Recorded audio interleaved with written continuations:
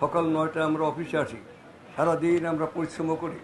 আমি ছুটির দিনও আমার সাথে একটা টিম নিয়ে, আমার সাথে আমার পিএস, আমার এপিএস, আমার পিও, আমার পিআরও এবং সচিব সাহেব আছেন। আমরা যেখানেই বসি সেখানেই আমরা একটা না একটা কাজ করার চিন্তা করছি। আমাদের যে কোনোভাবেই হোক আমাদের এই দেশ, আমাদের এই জাতি, আমাদের জাতির ভবিষ্যৎকে আমাদের রক্ষা করতে হবে। যে একটা দেশকে যদি ধ্বংস করতে হয় তাহলে প্রথমেই তার সেই দেশের যুব সমাজকে ধ্বংস করতে হবে।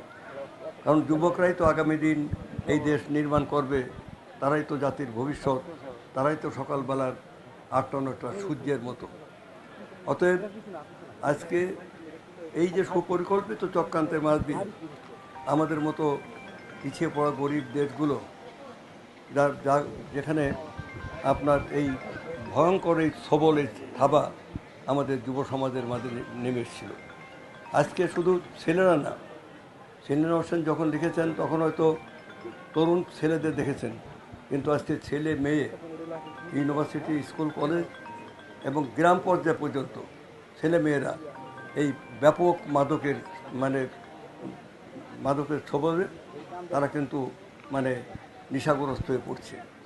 এবং এই যে মাদকের ছোবল, এর একটি মূল কারণ হচ্ছে যে দেশে জাতীয় অর্থনীতির বিকাশ ঘটে নাই, শিল্প বাণিজ্যের এখানে কোনো বিকাশ নাই, এখানে মানুষের কর্মসংস্থান নাই, মানুষের লেখাপড়া শিখে চাকরি বাকরির কোনো সুযোগ নাই।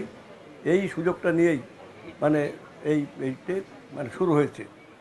ঠিক যেন সেই জেনারেল তুলির মতো, চেঙ্গিস খাঁর ছেলে জেনারেল তুলি, তিনি যেখানে যেতেন রাজ্য জয় করতে, প্রথমেই সেখানে গিয়ে সেইখানকার লাইব্রেরি, সেখানকার পুরনো স্থাপনা, সেখানকার পুরনো ভাস্কর্য এবং সেখানের শিক্ষা ব্যবস্থা, যে শিক্ষা প্রতিষ্ঠান, এগুলো তিনি ধ্বংস করতেন।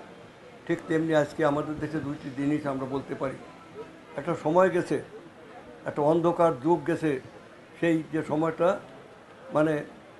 পরীক্ষার খাতায় লিখুক আর না লিখুক 98% পাস করতে হবে। কী সুপরিকল্পিত চক্রান্তের মাঝ দিয়ে একটা জাতিকে ধ্বংস করার পায় তারা। আর একটা হলো ব্যাপক মাদক দ্রব্য ব্যবস্থা। একটা সময় গেছে যখন রাজনৈতিক নেতারা, এমপিরা, বিভিন্ন তারা এই মাদক ব্যবসার সাথে জড়িত, আপনারা সবাই জানেন। আমরা সেই অন্ধকার যুগের অবসান ঘটিয়ে আমাদের সরকার, মাননীয় প্রধানমন্ত্রীর নির্দেশে আমরা নিরলসভাবে দিন রাত কাজ করে যাচ্ছি।